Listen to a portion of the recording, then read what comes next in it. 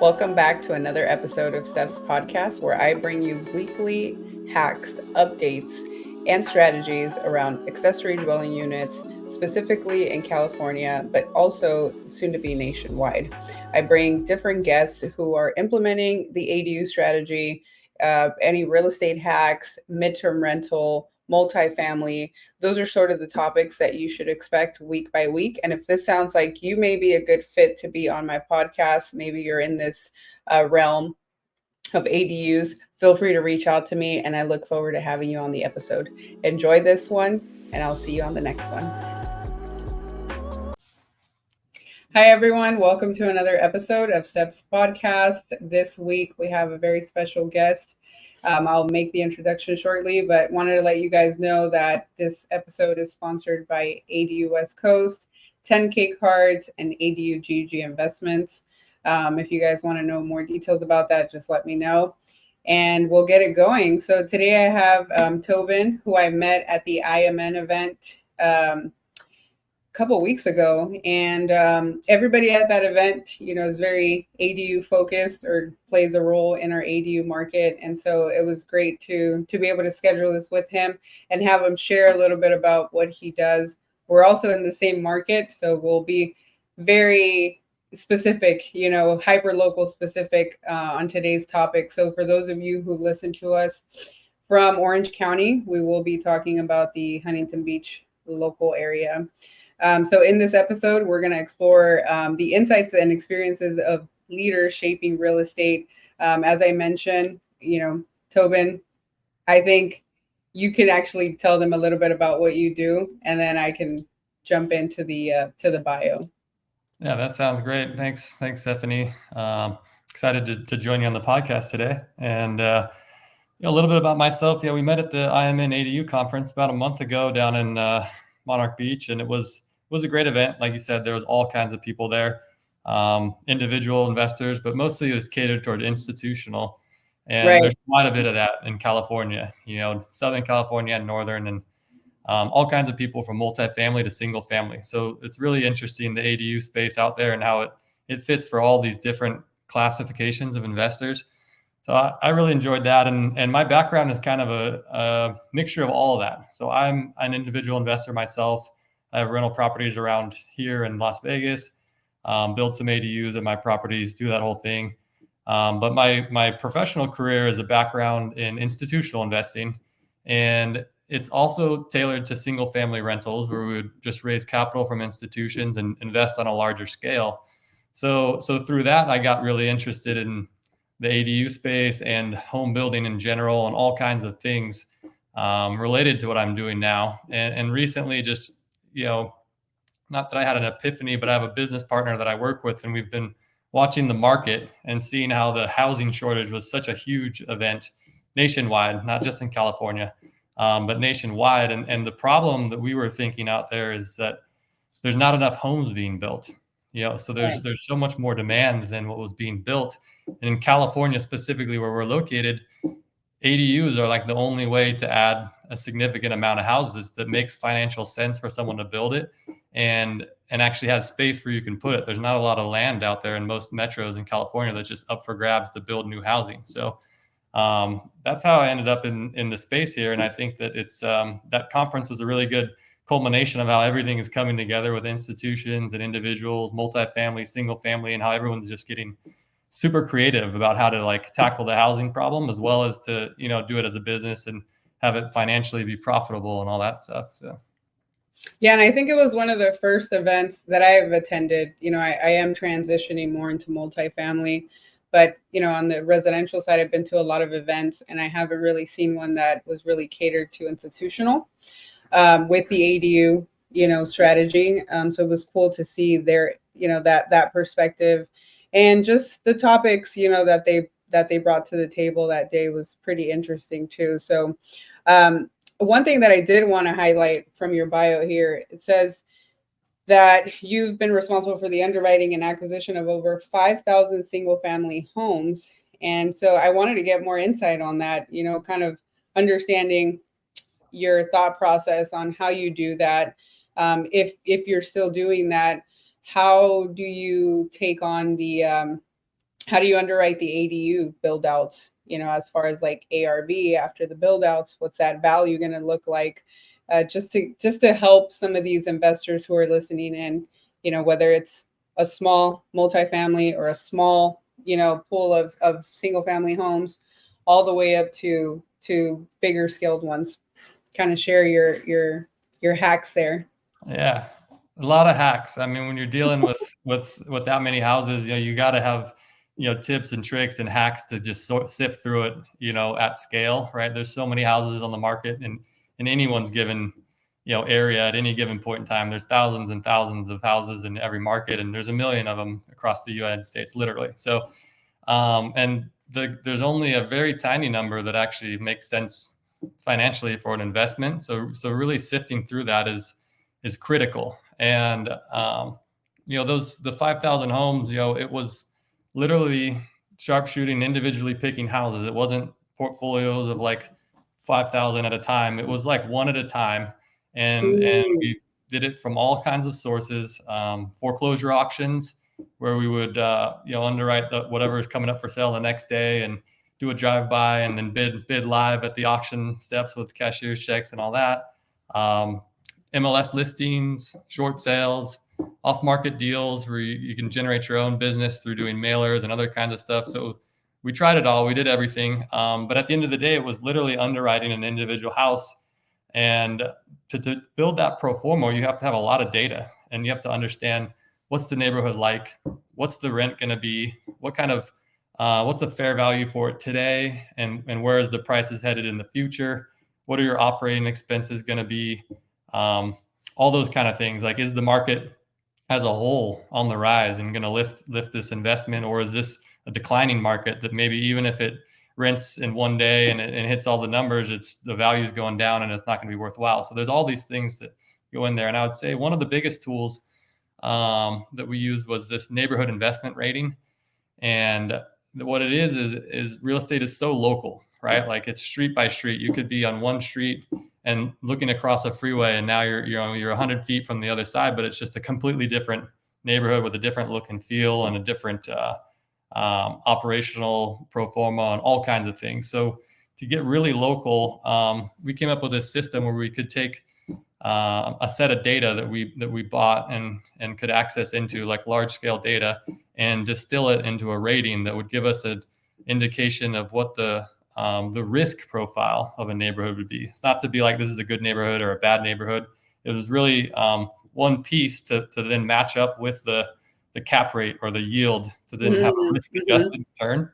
And so the hack was developing this system where we could feed in all of the active MLS listings and any off-market listings we source, have the system automatically pull these data points and display what that rating was, so that instantaneously we could have a rating and be like, okay, this is what the quality or the characteristics of this neighborhood would be. And then simultaneously have it look at a pro forma. We had built a system so it would automatically calculate a pro forma like an individual would do on a spreadsheet. And I'll talk through that for a minute too, but we would also have that pro forma automated. So now we could have the yield and the risk rating, and then we could kind of match the two and come to a decision a lot easier. So it was very, very interesting. A lot of the inputs on the neighborhood rating are like crime scores, school ratings, walkability scores, price points, all kinds of stuff like that, like stuff that's really meaningful to what. Yeah, all of the demographics. I think the hardest part is collecting all the data and bringing it together, and then having some sort of platform to help you filter these out and then come up with the rating. So I think that that kind of answered my question, right? It's everybody can get access to the data and really look at a hyper local neighborhood and look at how it's performing, what the crime rate is, what the school rating is, what sales are looking like. But how do you bring it all together and then, pop in an address and have it filter it out? I think that's the importance of working in a hyper local market. So were a lot of these properties also in, let's say, like neighboring cities or a specific area that you guys were only focusing on in these 5,000? Because I know you said they were scattered, they were independent single family homes. They weren't tract homes, but were you guys focusing on like certain cities, certain areas? Yeah, we focused on different areas. In Southern California, we did quite a bit in the Inland Empire, LA, Orange County, San Diego. All the major SoCal markets. All of that was in our wheelhouse, and it still is. I'm still doing it, actively on a day-to-day basis in that market. Okay. We did quite a bit in Las Vegas, which is a short drive from Southern California here. Hmm. Um, Hmm. we did nationwide. There was all kinds of stuff that's maybe not as relevant for this California ADU one, but we were in 35 markets and like 35 MSAs maybe. So Atlanta, North Carolina, Texas, Indianapolis, all kinds of stuff like that. But very heavy in Southern California as well. Yeah, and one thing you mentioned at the beginning of the podcast was, and I wanted to highlight it because I think it'd be a good theme for this episode, is the only way to really tap into the Southern California market. Other markets that you just mentioned may be a little bit easier to tap into, but in Southern California, when I'm working with investors, first time investors, seasoned investors, or anyone wanting to tap into SoCal, the number one question they ask is like, how do I tap in? And I always say, you got to underwrite with ADUs. Like ADUs have to be part of the conversation, right? And even if you're not talking to investors, just like how do you solve the housing issue in California? ADUs. How do you create more passive income? ADUs. How do you create more cash flow? ADUs. It just allows for so much flexibility, right? Because they can have one type of usage now, and it could be something totally different in the near future. I have clients who are building it for their mother-in-law right now for the next 2 years, 3 years until they don't, and eventually it's a rental. So when it comes to ADUs and underwriting them now, what is that hack that you do?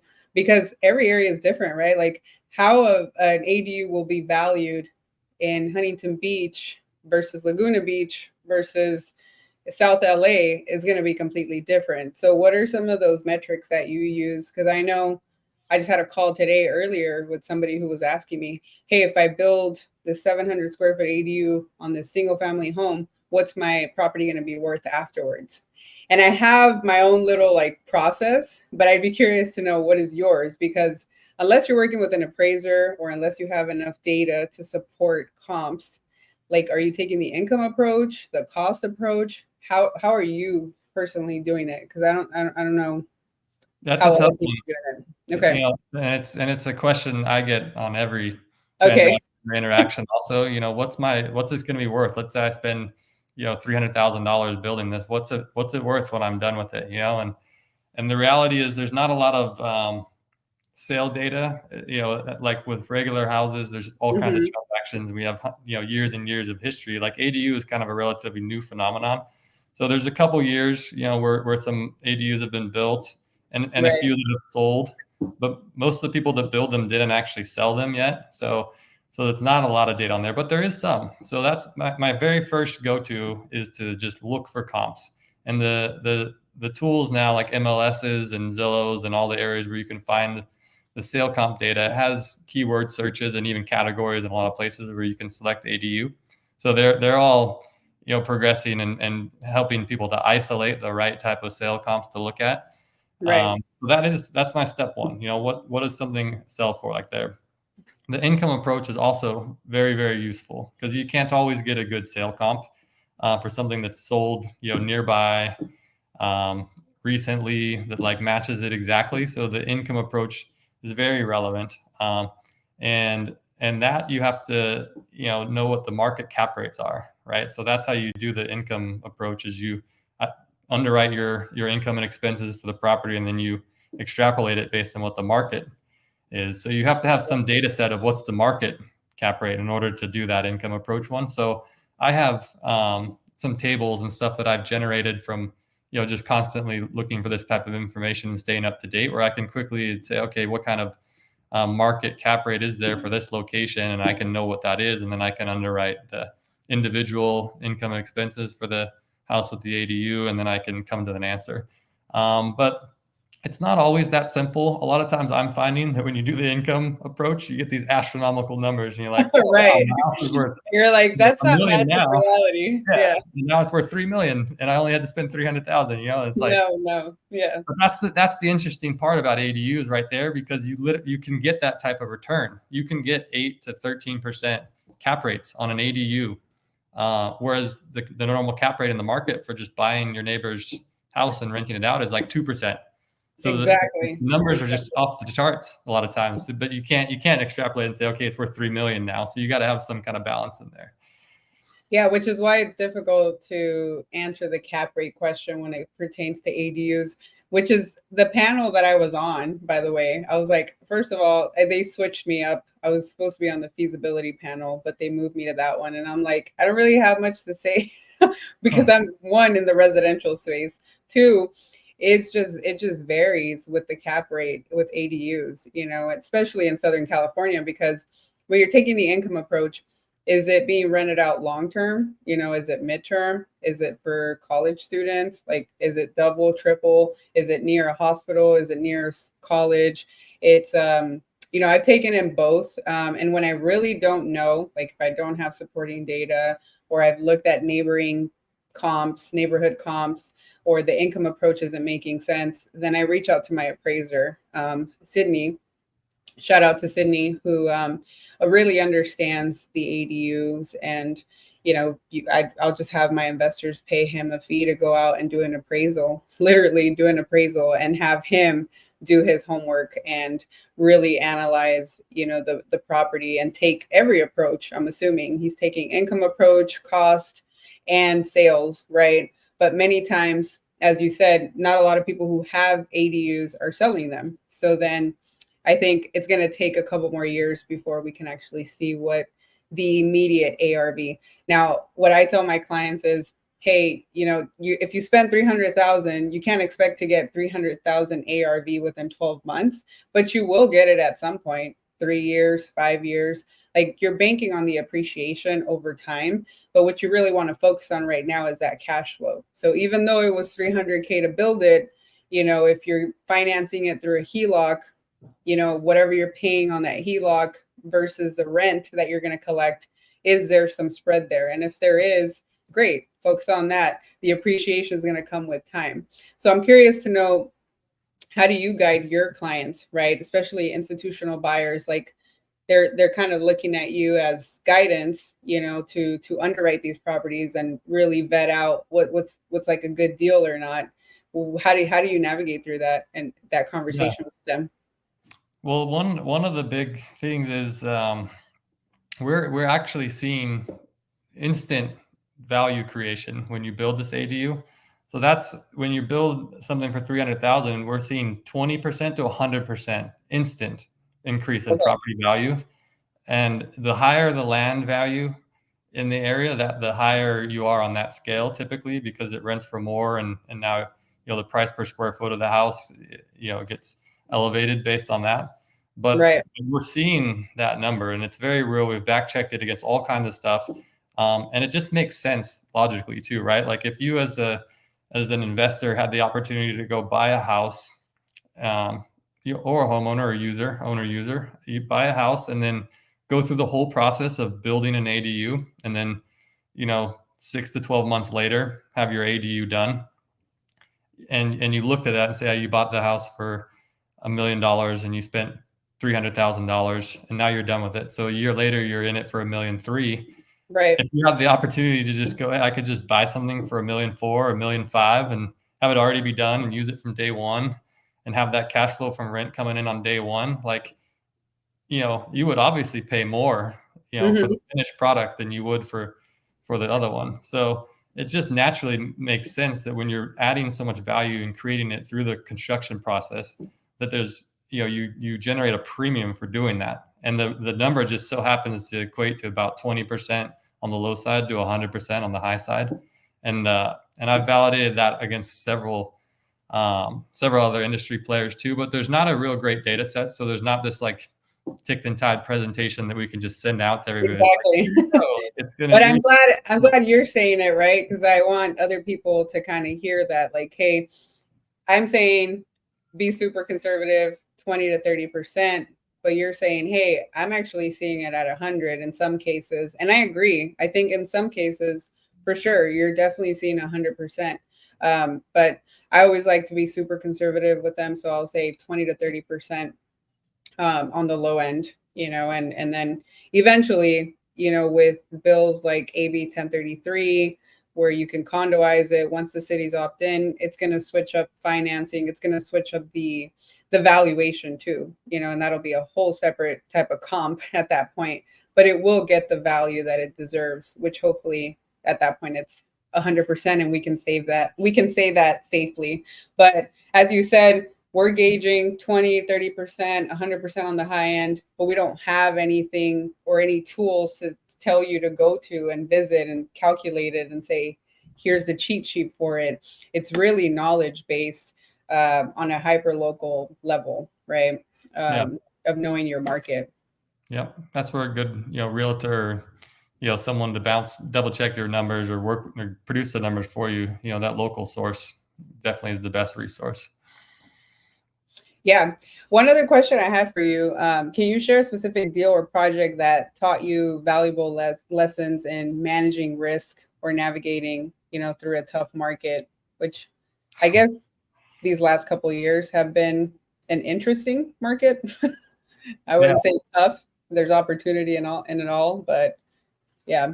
Super interesting. COVID was such a weird time, in the real estate, but the whole world in particular. So but it was also kind of a quick blip for a lot of the real estate impacts. And then I started my career in 2008 in the great financial, crisis, when the real estate collapsed, and then there was a big rebound and all that kind of stuff. But I think specifically with managing risk, like one thing that really sticks out to me, I think, working with so many investors and this, these homes, 5,000 homes and all these numbers, was a mixture of institutional and individual. So there was, thousands of individual investors that I worked with along the way to look for and invest their money with them into real estate and find it and go through the whole process with them. And managing risk is like top of the list for everybody, right? Nobody wants to get in and take too much risk and, blow their life savings on the wrong investment. But everybody, and I mean everybody, wanted the deal that had the lowest price and the highest pro forma yield. Every single one. You show them 3 deals and you go, hey, this one's in the best neighborhood, it's brand new, schools are 10 out of 10, and you can get a 4% cap rate, like costs you $400,000. This one is, 7 out of 10 school ratings, and it's 350,000. You can get a 5 cap rate. Here's one here has 3 out of 10 school ratings, and it costs you $200,000, and you can get a 8% cap rate. Every single person goes and takes the 8% cap rate, and they go, oh, we'll just I can manage risk, and on the long run, I'm going to work out. It's going to be ahead because I'm going to make 8%, whereas the other ones maybe it'll be a little more stable, but only going to make 4. Like, I want to take this one that's going to make me 8. Everybody wants that. And some people it works out. If you just happen to get the right one and the ball bounced your way and you made it through everything, you might make 20% on that instead of 8. But then half the people or some other percentage of the population that took that same one, they got the wrong side of volatility, and it just turned into a nightmare. And they had endless repairs and vacancy. That's what I was going to say. Until they get hit with all the work orders, all the maintenance, right? Then they're like, I should have taken that 4% versus, Yeah. So I think what the lesson I learned through all of these experiences, everybody, is like, if you're going to do one thing and you just have one property you can buy, the one with the highest risk is not right for you if this is a meaningful percentage of your assets, because you never 50-50 coin flip if you're going to make money or lose all your money. Like, so but if you have a portfolio of 10 or 15 or 20, now that might be the right one to mix in with some of the other ones. But to just go all in and have one investment and to be that, probably not the right choice. I agree. I actually have an analogy, if I can take 1 minute to where this. So the same thing in my mind plays out with customers when they're selecting a contractor to build an ADU, and you have a range of opportunities in front of you. I can contractor A gives me a price, and it might be 150,000, and here's what he's going to do for me, and here's how many people are on his team and how many units he's built, and what his business is like. Now here's contractor B, and their price is 195,000, and here's what their track record looks like, and here's what they're going to build for me, and here's how they're going to do it. And then contractor C has a price of 240,000 and different track record and all that. The one with the lowest price, it looks very attractive, right? And if everything goes perfect and it happens to just work out for you, you're going to be better off, right? But it's a probability game, and that if that track record of that person isn't scrutinized and you haven't do the diligence and they haven't performed, maybe they're going to not perform at a much higher rate than the other ones. Now, if you're on the other side of that where they didn't perform on your property, you're going to be way behind the game, and now you're going to be scrambling for a new contractor, and you're going to be paying double, and there's all these things that can go wrong. So I think that same interaction that I have with investors picking real estate investments and all those, I see it day to day in the selection of a contractor to build an ADU. Oh my God, that's so true. Like I always say that, the same mindset that you carry in your investments, you're going to carry that with everything that you do with rehabs. People cut corners on rehabs, they cut corners on renovations, and then what happens? It costs them more in the long run because they're having to do more repairs. It's same with ADUs. If a contractor is like you said, going to charge you 150, it's cheaper right now, but long term, it's going to be a lot more expensive. And it's the little things, right? Like spending a little bit more on flooring, spending a little bit more on windows, like just going the extra mile and investing a little bit more will actually have a longer, not only a longer, a long-term, like less maintenance, but also better ROI of your time and just everything overall. So I always tell clients, like, cheaper is not always, cheaper is always more expensive. So I'd say on average right now, 150 to 350 is kind of the range that you want to be in. But if anybody's coming to you and saying, I could build your ADU for 100K, that's my first red flag. Like, who's your team? How are you making these numbers work? Let me see your projects. You really got to vet out people, which takes me to my next topic. So you talk about, doing the underwriting, vetting out and managing risk. It sounds like you guys also do build outs. And it sounds like you guys use steel framing. Is that right? Yeah. Cool. Can you tell me a little bit more about that concept so that people can learn more about, it's all knowledge for people. Like, what is steel framing versus traditional stick build? What are the pros and cons? And then how does that process work? Yeah, that's a great question. Steel. So we do both. By the way, we can build with wood and we build with steel. Mm-hmm. And the building with steel it's a very common technique in commercial construction. It's all the multifamily high rises, office buildings, all kinds of things are built with steel studs today. And the reason it hasn't ever caught on with residential to the same degree is because of cost. So the cost of steel is higher than the cost of building with wood. So that's the number one reason why it hasn't caught on for residential. It has different requirements for your trades. When you do stuff, you don't hammer a lot of things into steel, you screw stuff in. So there's a different technical capabilities also. So teams that have a high degree of knowledge in building with wood doesn't necessarily translate exactly over to steel without some sort of training. But some of the benefits of steel is it doesn't rot, it doesn't mold, it's non-flammable, it doesn't warp.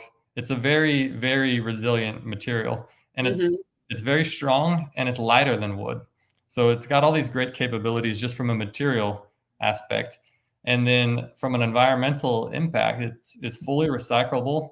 And the way the studs are produced, they're produced to exact dimensions. So you're not cutting studs down and generating a lot of waste that just gets put in a dump and go and put in a landfill somewhere. It's the machines that we use to build the steel studs literally take a 3D model of the whole house or ADU, and it's all designed with the exact sizes and shapes of everything, doors and window openings, where does all the plumbing run through it and all the AC and ducting and everything. And the machine then prints out one by one every stud to the exact dimension in like a kit, like a Lego set. So it's a very forward-looking construction method from that regard, and that it doesn't require a lot of like manual modification. It's just fully printed to design. And then from there, it has a lot of flow through to other trades that make it the rest of the job easier, because it's already pre-printed to those exact shapes. So you just hook them together. The holes are already punched for everything. You just feed it together. I'm probably making it sound a little simpler than it is, but it's like no, but yeah. I mean, even if it's a little bit more complicated, I think the point that we're trying to get across is, it's a different way to build. And as you mentioned, it's already being done in multifamily. I think residential just hasn't caught on to it because of the expense. But if we go back to the conversation of expenses, looking at it from an investment standpoint, I mean, you don't have to deal with mold, termite, much lower maintenance in the much future. lower maintenance and trades, right? Like there's a lack of trades or of tradesmen, and a huge age gap within trades, which is a whole other topic on why a lot of these ADU companies can't find good trades to actually build them, right? And the good ones charge a premium. So having this option of being able to do steel framing really helps you solve that issue, not have to deal with so many trades, and then it helps you save costs in the long run. I believe so. I was just having a conversation with an architect about this, and he's so passionate about steel framing, and he's like, everybody needs to do steel framing, like that should be the new way to build, but it's all politics, on why people don't want to stick to traditional. But I think the main thing is just helping the consumer's mindset that you are going to spend a bit more upfront, but that has to be the new standard if you really want to set the tone for a low maintenance experience, low risk, and less involvement in the day-to-day maintenance with the investment, right? Yeah. So, and then one thing that is very critical in this whole process, though, with us is that the steel is actually not more expensive through us. We actually have a way to deliver the steel at a lower price than the wood cost. So that's kind of our secret sauce in a lot of this, is we have an I mean, you guys have your in-house, I see in-house architects and engineers who also, I'm sure you guys have a streamlined process, which helps you save time and money at the end of the day too. Yeah, absolutely. So internationally, we source the steel from overseas where it's much cheaper in the United States, and that really helps. Yeah, it really helps bring the cost down. And it's not a trivial task to just pick up the phone and just call someone from a foreign location and just say, hey, can you send me some steel? It's not that easy. It took quite a bit of an investment up front into due diligence to understand what the product is, get it certified to make sure it meets all of the local building codes in California, which are the strictest in the world. So it took quite a bit of a upfront investment in time and resources in order to get this set up, but it pays a lot of dividends now that we've already got it set up and we're able to source it at such a low cost. And we also source other construction materials from that supply chain as well. A lot of the stuff that people are used to seeing every day from Home Depot and other stores, they're actually manufactured overseas. Some of them are white labeled, some of them are not. But so we've gone and set up an international supply chain for all kinds of construction materials, and many of them can even be the same type of ones that you might see under a different brand because they're white labeled. So there's this whole wealth of building products that can be sourced globally that are very high quality, similar or even higher quality than what's the standard in a lot of cases here. Mm-hmm.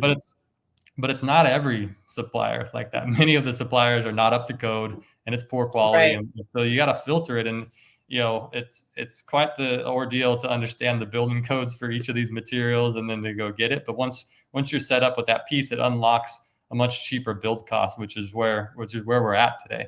And then on the design costs, it's a similar methodology. We have design teams that are also international that do, have a different labor cost profile, but they're highly qualified. Many of them lived in the U.S. For most of their lives, went college educated from the United States universities, worked as architects, licensed in California, and they're still licensed. They have the track record and experience. Yeah. I love that. I mean, I think you guys have been able to vet international relationships and cultivate those relationships.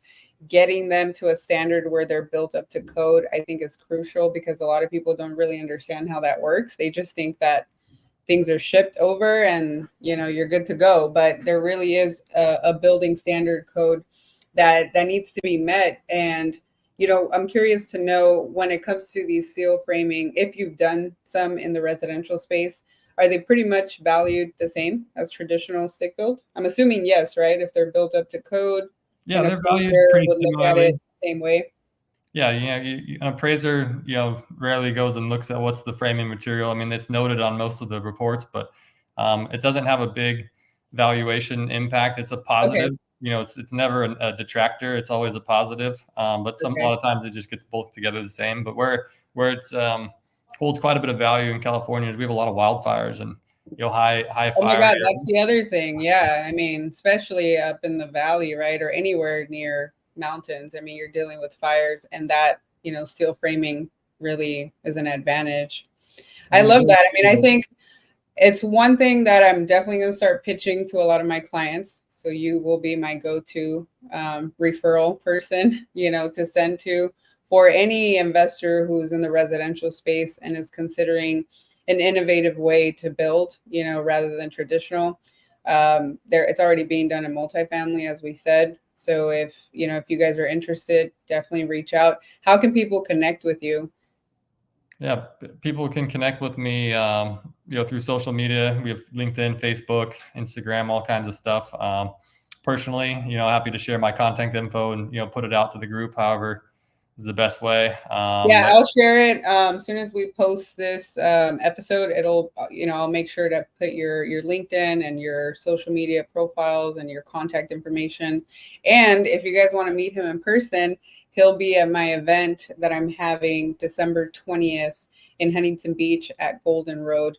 For any of my ADU investors, it'd be great for you guys to come and meet him. And we're going to have a lot of people like him who are in the ADU space, in residential or multifamily, but sort of have a different niche within the niche. I'm going to have people who are in the MTR space, MTR management, long-term rental management, developers, architects.